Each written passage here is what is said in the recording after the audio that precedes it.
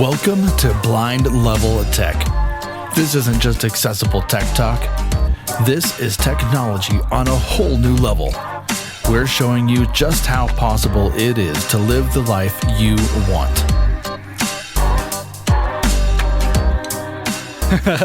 Well, we certainly are on today's show, and my goodness, I think before recording, we were just bantering back and forth for like 15 minutes.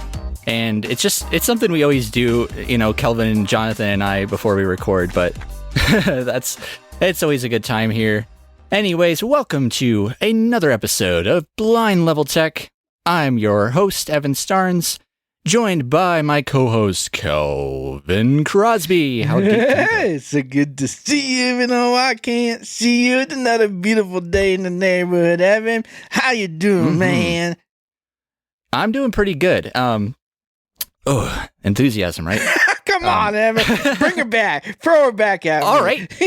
I'm doing fantastic. Actually, I am. It's actually a beautiful day out, and I was out this morning. I had my laptop outside, and honestly, I'm still just blown away at the fact that I can remotely connect through a VPN to my work computer all the way in Boulder and get almost no latency. Like, I've edited over remote desktop before. It just, dude, technology is awesome. And honestly, it's so awesome that it's actually time for our tech piece of the week. We need a sound effect for that spot. We do. It's like, I think we should have it like the bang, bang, bang, bang. Something like that. like a little, like a jazzy something. Yeah. But yes, it's time for our tech piece of the week. And we will have a sound for that eventually, but we're not going to announce it, so it's going to be a bit of a surprise. So, with that being said, my tech piece of the week this week is... crap. Drum roll. I don't have one. It's my AirPods Pro 2nd generation. Why? Because they just got a big, fat, huge, glorious update. And now they have a feature, and we're actually going to have to do a whole episode on this, but Apple has released iOS 18, the iPhone 16, and a bunch of new stuff. And the AirPods update, the cool thing about the AirPods update, though, is that they are able now to discern whether you nod or shake your head. So if you get a call, you can shake your head to reject the call, nod your head to accept it. It's super cool and ridiculously innovative. I'm like, okay, hold on. Okay, imagine all you visually impaired people. When you get that blindism situation where you like kind of flinch, like you're gonna hang up. You're gonna hang up and like, "Ooh, hey, my bad, sorry." I just shook my head a little aggressively. Right? I mean, I can see it, like being in a meeting and be like, "No," but you're supposed to be saying yes. Because I already I tend to move my head around a lot anyway. Yeah. But yeah, anyway. But yeah, what is your tech piece of the week? So my tech piece of the week is the Zoom P4. And it is my key device that I do to live beyond my challenges, doing all my stuff, my radio show, here. Everything that I do goes through the Zoom P4 podcast. It's called the Zoom P4 Podcaster. I think that's right. That's pretty so cool. Sounds about right. Yeah. It sounds like it's a really, really clean sound for sure. Oh yeah. Well, I'm also on a Shure mic, but that helps too. But the nice woolly Shure SM58. Why this is such a golden mixer? It got knobs, and all you gotta do is cue in the knobs, and you can get good sound. Right? If you have a good mic. It's all tactile controls. Yeah. And no clicky buttons. And the other thing is, rolling into our topic today, this is how I navigate everything around into the live stream. That's so cool. So you can use it. That was a question I had. So you can use it to live stream with technically too. I'm sure it's a sound card effectively. Exactly. And I think that's why I'm excited about today's topic. I am I too. have problem solved the live stream beast in many, many different ways. And I'm excited to kind of get into that topic today because I think it's going to be eye-opening for you, Evan, and I think for a lot of us listeners, how easy it is for us visually impaired individuals that they can live stream. Absolutely. So it's your turn this week to open my eyes. Last week I did it. I opened yours. Completely unrelated though. But yes, so today's topic is live stream. So we're going to kind of tell you how to not only get a live stream going, but also how to maintain it and how to just make it sound good, concise, and professional. But I've only been on live streams. I've never actually ran a live stream. But Kelvin, it sounds like you have run one. Well, I've run them. Or plenty. Two. All the time, actually. And, well, like, my radio show is live. And so we send that over a thing called Lucy. And that goes basically making a phone call to the station. And you go on the station. But if I want to stream that to YouTube or Rumble or Facebook or Twitch or whatever. Yeah. I got to have somebody in the middle. But right. that somebody in the middle doesn't always provide you the video. So what I like to do is go through the steps of what you need to go to get a live stream to work. Absolutely. Because if you're only live on YouTube, you just go straight to YouTube and just use YouTube's live streamer feature. Yeah. But wouldn't it be better to use something though like do you use like OBS? Yep. So I use OBS. OBS is one of the more accessible, I wouldn't say it's 100% accessible, to navigate. It's easy to put in your markers, put in quick keys. Just know if you activate quick keys and you use shortcuts, screen reader shortcuts at the same time, you're going to be activating those short keys. So, and you're going to have to do your ducks and you're going to have to use that. But just know how to duck your keys as you navigate OBS. So absolutely. You have open broadcast system, which is the most open source. It's the open source. It's the most popular, I would say, that you can get for free.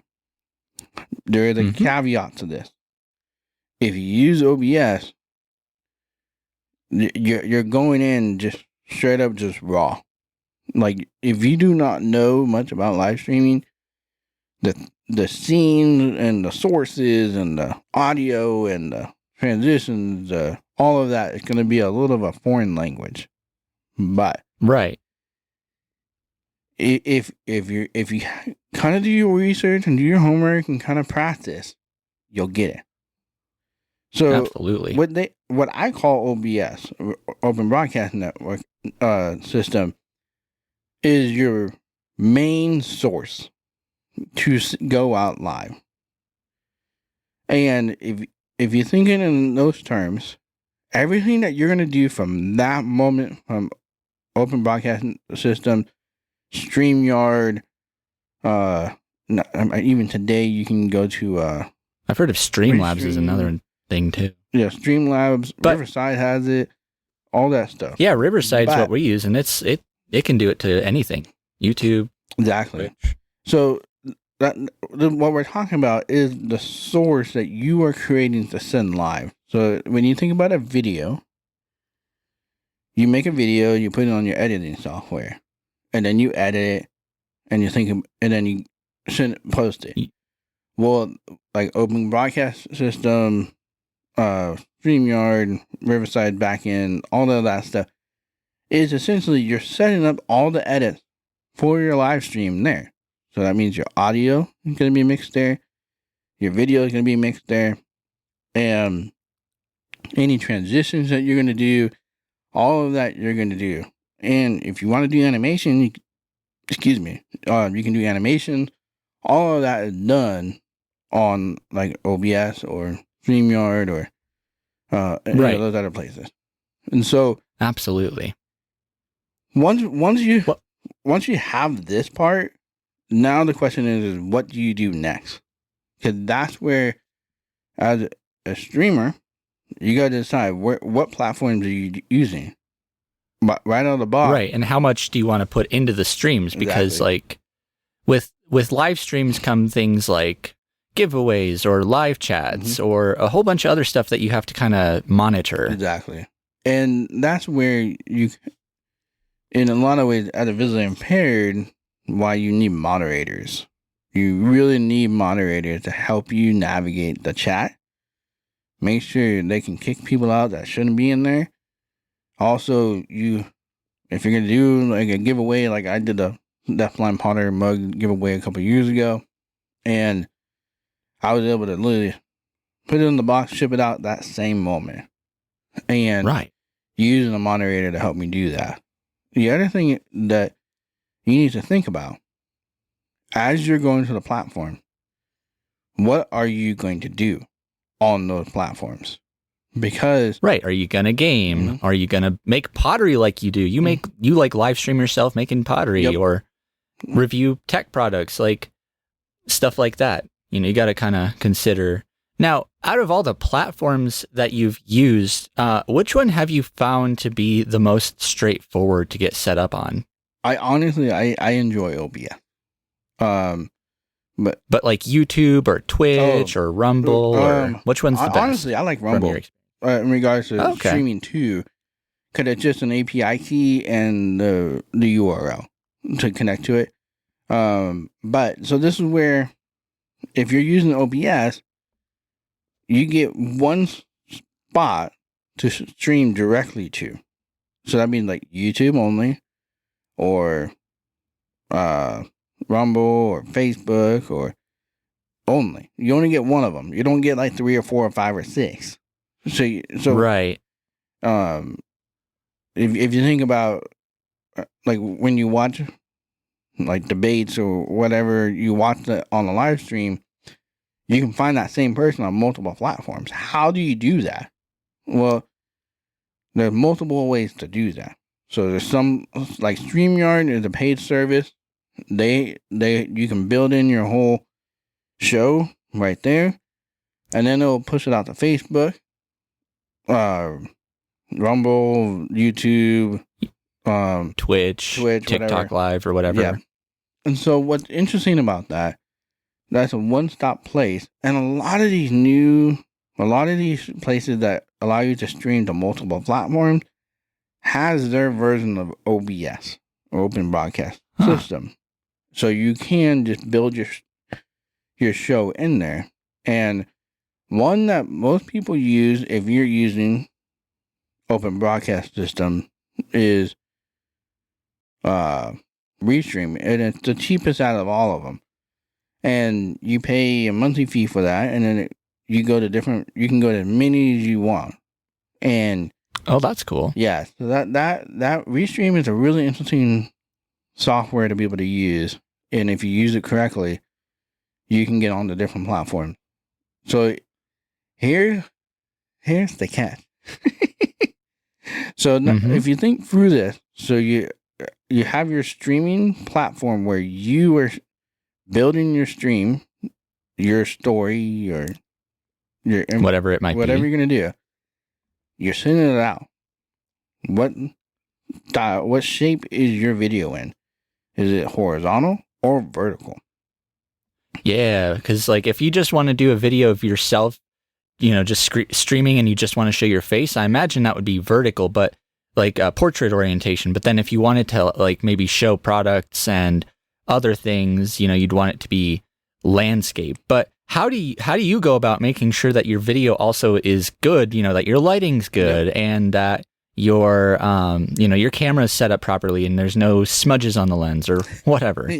The smudge part, I tend to forget about that one. Yeah, I get that. Me too. But in regard to that, so for me, I use a 3-light system. And so I take one light and I put it behind me, and I put it wherever I'm going to sit. I'm going to have it kind of go over my head. And then I have another light facing lower, about head height, hitting the backlight that's heading over a little over my head. So that way both lights are looking at each other.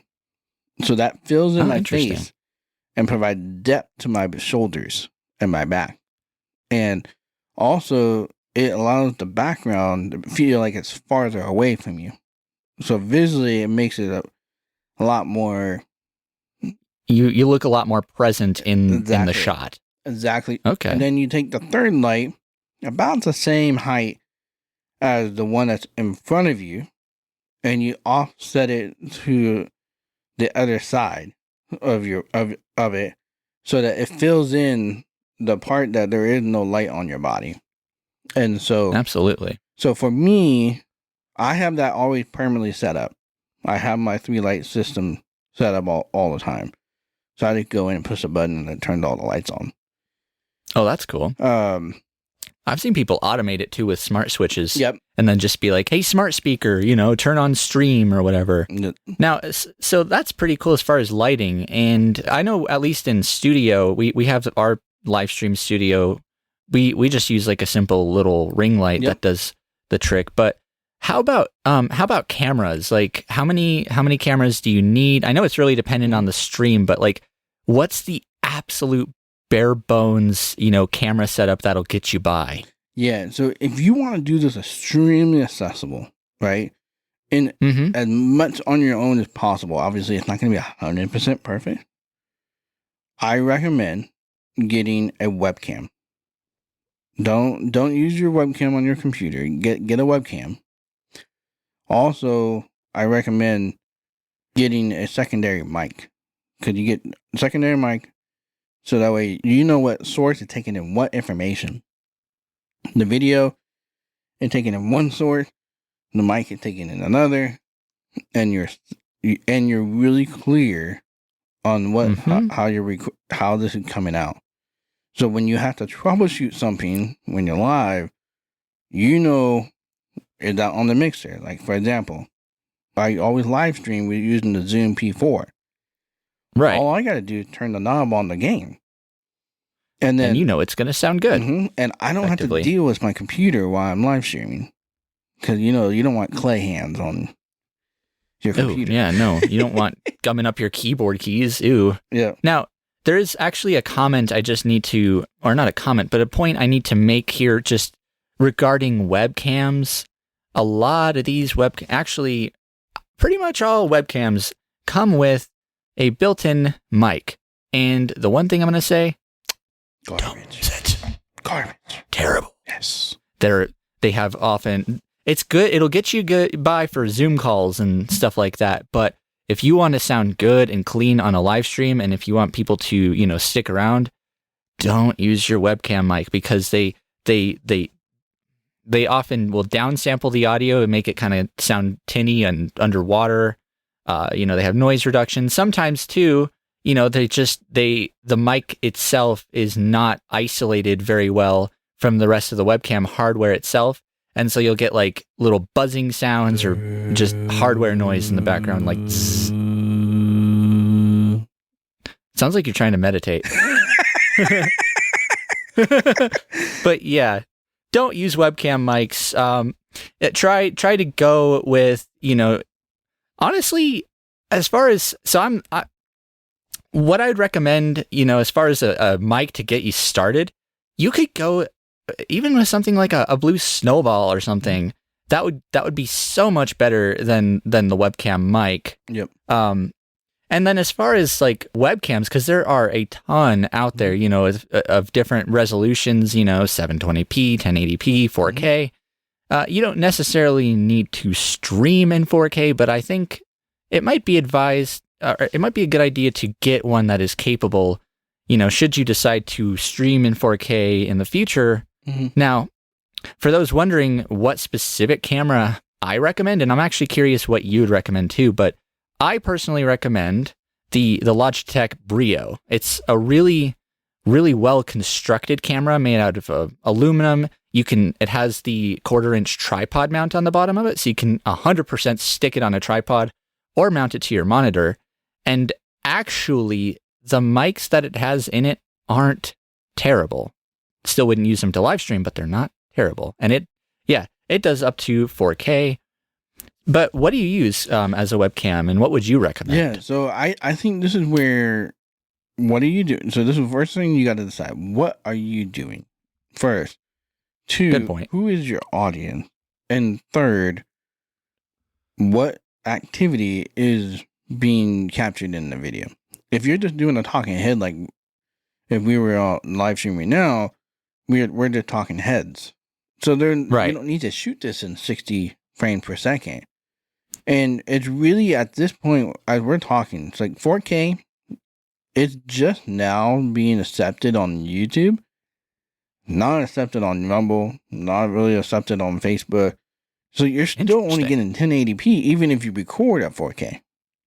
So even if you live stream at 4K, you're only one, you're gonna bog down your computer big time.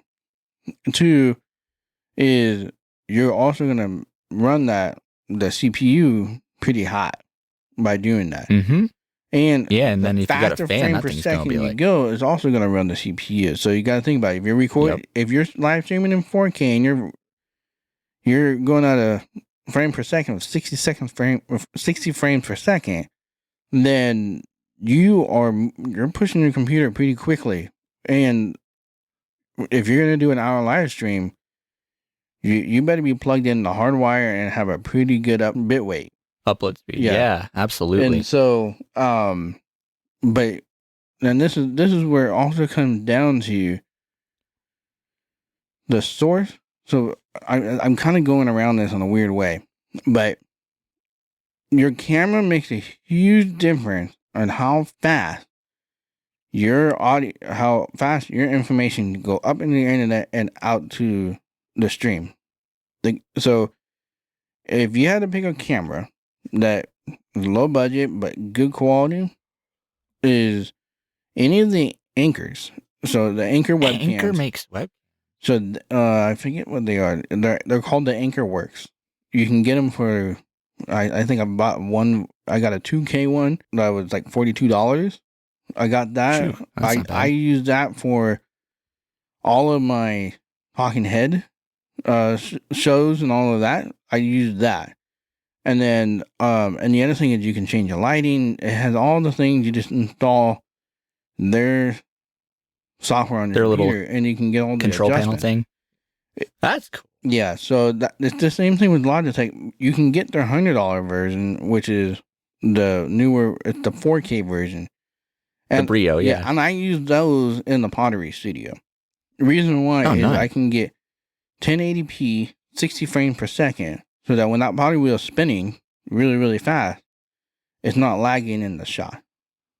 Right, and it's not making people dizzy or whatever. And the other thing is, I'm not jumpy. So that's on also there's autofocus and there's a bunch of other things with the more expensive one that will help with your shot. And so this is where you got to really think about what are you doing. So if you're doing an exercise, so let's just say you're the deaf-blind You're like exerciser. a yoga instructor. So let's check out the deaf-blind exerciser today. All right, here we go. We're going to do some squats. 1, 2, 3, 4. And so you're moving up and down, right? Yeah. Nice and fast, too. Jumpy. So you're going to want to be at 60 frames per second, but do you really need to be at 4K? I would say you don't. You're going to be okay at 1080p. And unless you want them to see all your ripped muscles, I mean, that's a different conversation. But all that to say, I use Anchors here, and then I use phones. So those are the two things that I use to do all of my live streams, recordings, anything that I do. And so, so that's my camera, my camera pick on that is the Anchors. There are others.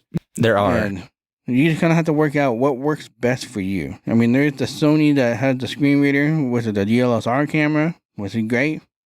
But if you have $1,000. Yeah. Well, the question is are you trying to make money with this?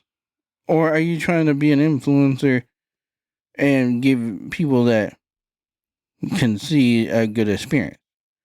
So the question is, what is a good experience? So that's the other part that you got to really think through. If it's a good experience, you're talking, how do I sound? That's number one. If you sound great, And then secondary is your lighting. Third is your video. So if we think in those terms, figuring out your camera is your last part out of the three things. So if you dial in sounding good, and then you work on your lighting and looking good with a really poor camera, then you get a decent camera, you'll look like $1 million. And you did it for under $100. That's pretty cool. Yeah. You blew my mind too, because I didn't know Anker made webcams. I love Anker products. Yep. Now actually you gave we had a pretty good segue though.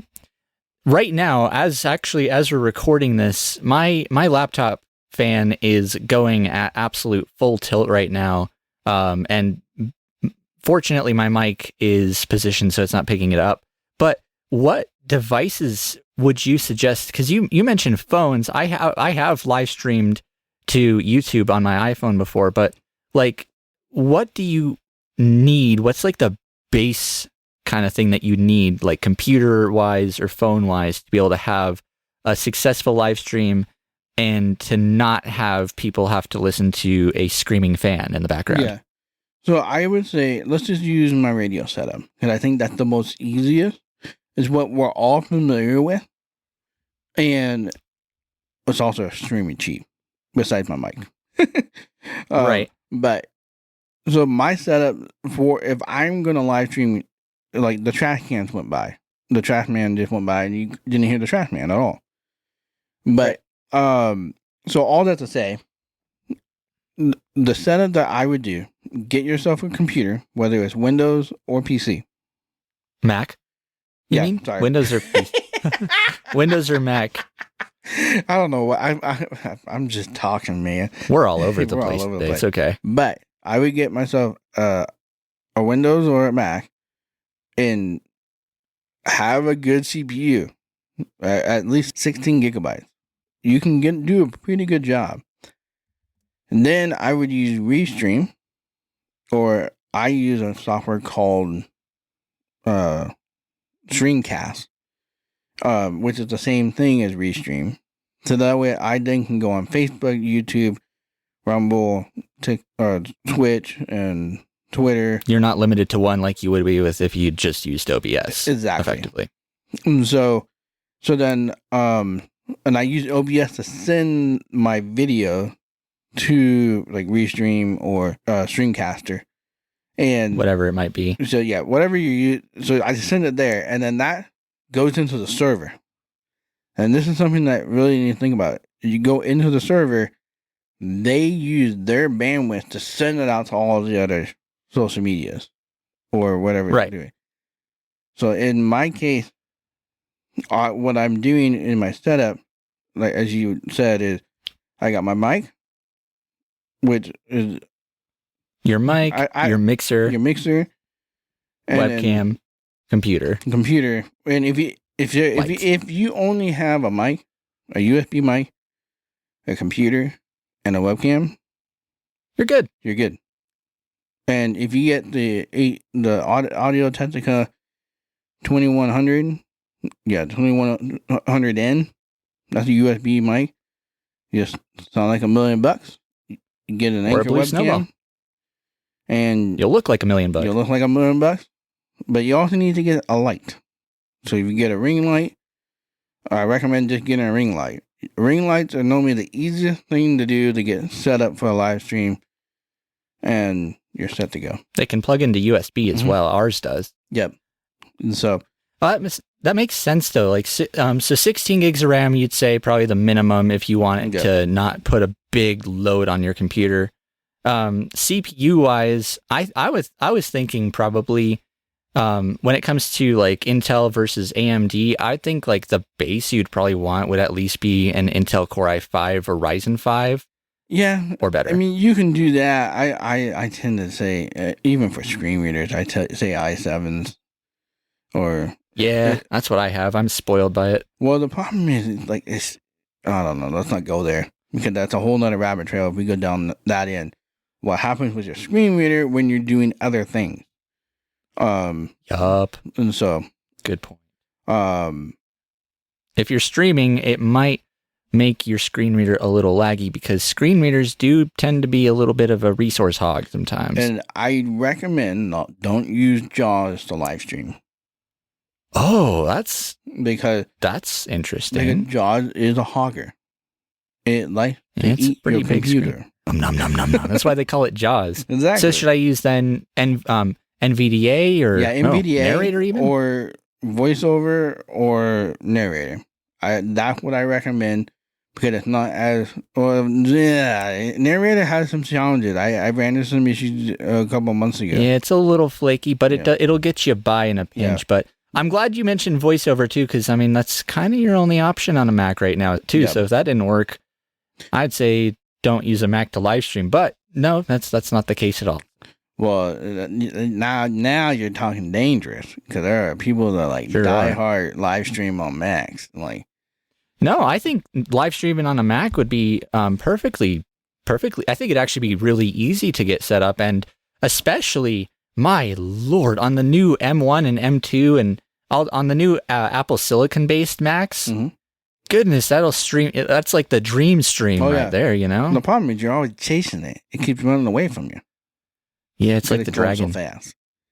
And I feel like we're going to get to the point where computing is so fast that us human beings, our brains can't even keep up, you know? Yeah, eventually we're going to have like live streams to the point where like what I say literally as I'm saying it right now, you are hearing it immediately on your device. That's going to be mind-blowing. But another thing that's not going to be probably that mind-blowing though is The sandwich of the week. So I'm actually going to do a bit of a switcheroo first. I've actually got a sandwich, a very kind of a boring one, but it's actually something I'm kind of craving right now.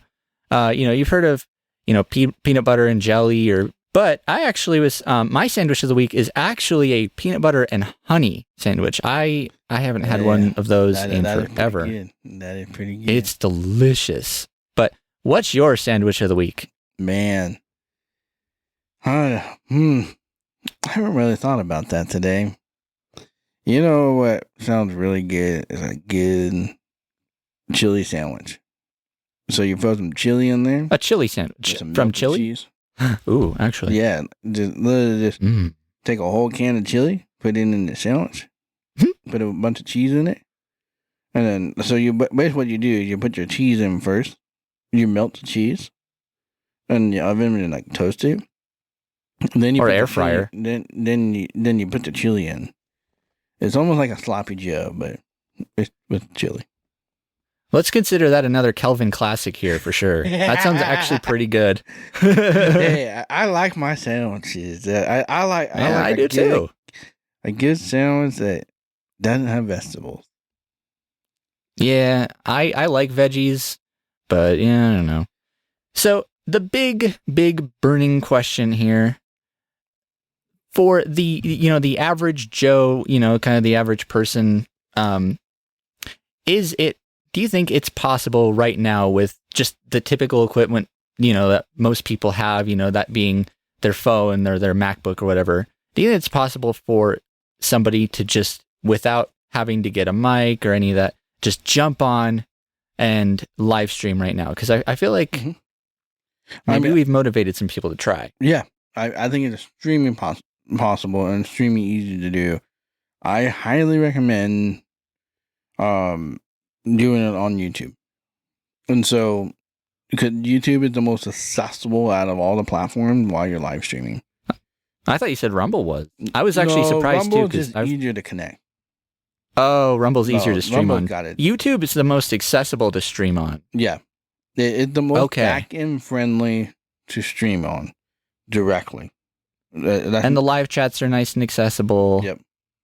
Good. And you can do things like super chats and stuff too, which is really fun. And the other thing is, with YouTube, you can start live streaming once you get like 5 subscribers on YouTube from the computer. You can't do that on your phone. No, you need 1,000 subscribers to stream on the phone. Or something like that. But yep, you do. It's unfortunate. But yeah, I mean, as a whole though, YouTube is the way to go. if you're gonna talk to me about TikTok, that's a whole different beast. That live streaming on TikTok is different. It's not the same as everything else. So, and TikTok has got if it's not the most accessible, let's just like say that. But there are a lot of blind people there. How about Twitch though? How's Twitch's accessibility? Because I know I'm sure there's some interested potential Twitch streamers out there. Yeah, I honestly have not used enough Twitch to be able to tell you a lot. Besides that, neither have I. It seems like there is some easy use to it. It's starting to become it's starting to get rebranded, and so a lot of creators are starting to go there now that are outside of the gaming world, and so we're looking at possibly moving my radio show over there, as well moving my live stream of Deafblind Potter over there as well. But it's going to be interesting. We're doing a lot of changes in the next 30 days, and so if you want to keep your eye out on the Deafblind Potter, check them out on the YouTube. YouTube is going to be your safest spot to stay updated on everything on that end. So, and it's the best spot to live stream. Yep. But definitely update us once once you've kind of gotten your feet a little wet with Twitch, and just because I am personally curious how that experience is, because I've never really used Twitch. I don't care for gaming, whatever, but. If you have a good commentary, though, we got a person that really describes and talks well, it makes it fairly entertaining. That's true. If you just stream and you're just gaming, but you don't have any commentary, kind of a boring stream. I do have this weird thing that I like to watch, and that is, I don't really watch it, I listen to it, but it's about animal relationships with their farm hands, and they live stream this stuff. So you hear the farm hand talking to the animals and about the animal romance or their babies. Oh, that's bizarre. It's just hilarious. It's just a live stream camera just hanging around, but everybody the handler is all mic'd, so you can hear all the noise around it, and that's really cool. Yeah, it's comical. It's just super comical. So no, and all the crazy stuff you've seen live streaming. I mean, hey, I watch a guy that streams his bird feeders. But with that being said, we ought to wrap this crazy train of an episode up. But we really, really hope we answered some of your burning questions, and hey, maybe we've motivated some folks out there to get streaming. So if you are going to take the step into live streaming, let us know, and definitely send us an email. Yeah. Where do we send that email? feedback@aftersight.org. And what's that phone number if you wanted to call us about it? No, that phone number is 720-712-8856. And I tell you, it would be awesome to support what you're doing and encourage you and see how you're overcoming your challenges in live streaming. Absolutely. In any event, I'd like to thank you for joining us again for another episode of Blind Level Tech. I am your host, Evan Starnes, and this is my co-host, Kelvin Crosby. Go live beyond your challenges and plug in your device.